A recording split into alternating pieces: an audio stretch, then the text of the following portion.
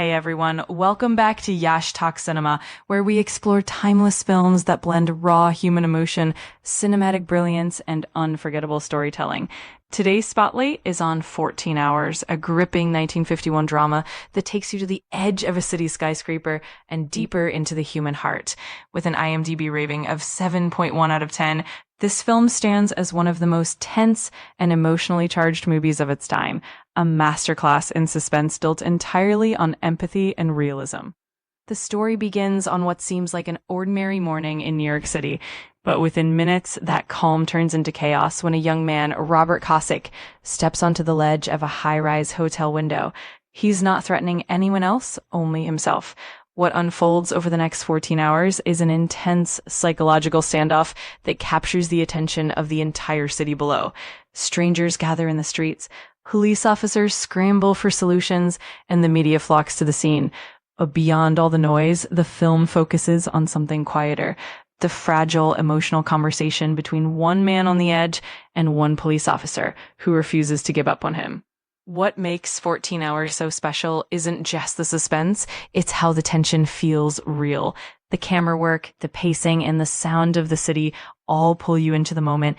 You're not watching an action-packed thriller. Instead, you're experiencing the psychological pressure of a single decision, to live or to fall. Every second feels stretched, every breath matters, and the line between fear and hope blurs beautifully. Hall Douglas delivers a remarkable performance as Officer Charlie Dunnigan, a man whose steady calmness becomes the emotional anchor of the film. Dunnigan isn't a hero in the traditional sense. He's just an ordinary man trying to connect with someone in pain. Across from him, Richard Basehart as Robert Cosick gives a haunting portrayal of despair and confusion. His performance is subtle yet powerful. He captures the quiet, trembling panic of someone who feels utterly trapped in life. The chemistry between these two characters, one inside the window, one outside, drives the movie's emotional core. Throughout the film, director Henry Hathaway keeps the focus intensely personal. Even though the situation attracts crowds, reporters, and chaos, the heart of the story remains confined to that small window ledge. The dialogue between Robert and Charlie becomes a mirror for anyone who's ever felt lost, hopeless, or misunderstood. It's not about crime, danger, or heroics. It's about empathy. As the hours pass, we see flashes of the people watching below, taxi drivers, office workers, families, and lovers. Each of them reflects a part of society's reaction to tragedy. Some are curious, some are judgmental, and others silently pray for the man's safety. This brilliant storytelling technique turns 14 Hours into more than a psychological drama. It becomes a social commentary about how people respond to crisis, some with compassion, others with spectacle. The film's black and white cinematography enhances its realism. The cityscape looks vast and cold, emphasizing how small and isolated one person can feel, even in a crowd of millions. The subtle play of light and shadow creates an atmosphere of unease, not through jump scares or violence, but through stillness and silence. Every frame reminds us of how fragile life is and how little it takes for everything to change. There's also a sense of timelessness in 14 Hours. Even though it was made in 1951, its themes of loneliness, mental health, and human connection are still deeply relevant today.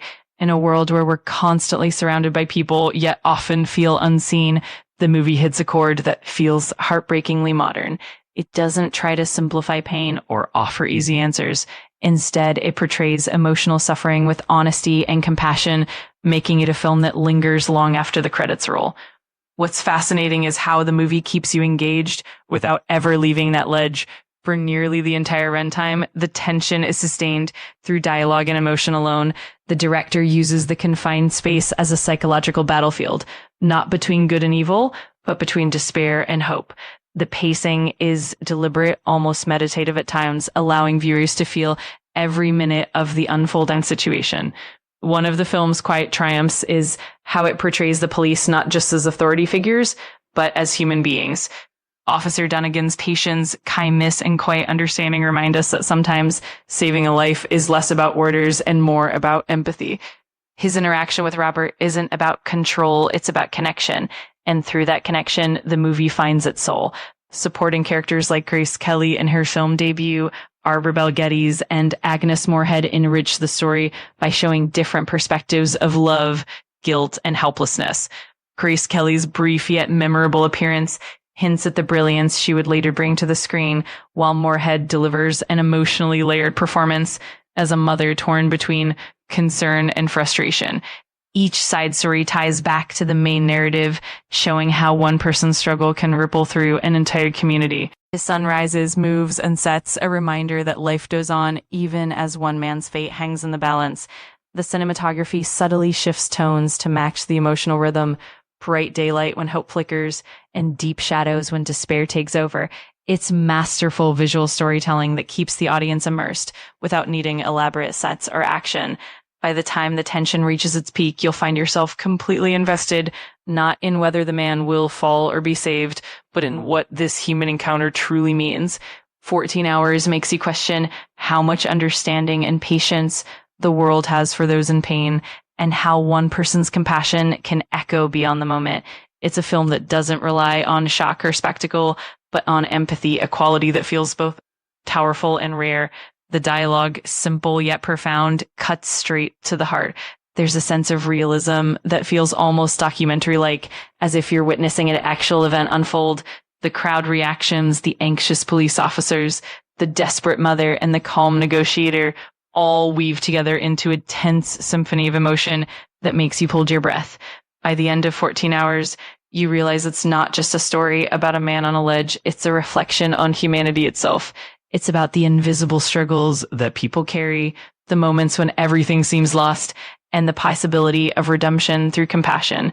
This is a film that earns you respect, not through spectacle, but through sincerity. It's beautifully written, deeply felt, and astonishingly timeless.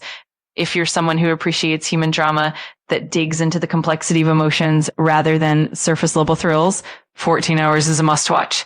It's one of those rare films that make you pause and think about how fragile life can be and how meaningful it is when someone reaches out just in time. So if you enjoyed this deep dive, make sure to hit like, share, and subscribe to Yash Talks Cinema, where we continue celebrating movies that move hearts, challenge minds, and stand the test of time. Because sometimes the most powerful stories aren't the loudest. They're the quiet ones that whisper truths about who we really are. See you in the next one.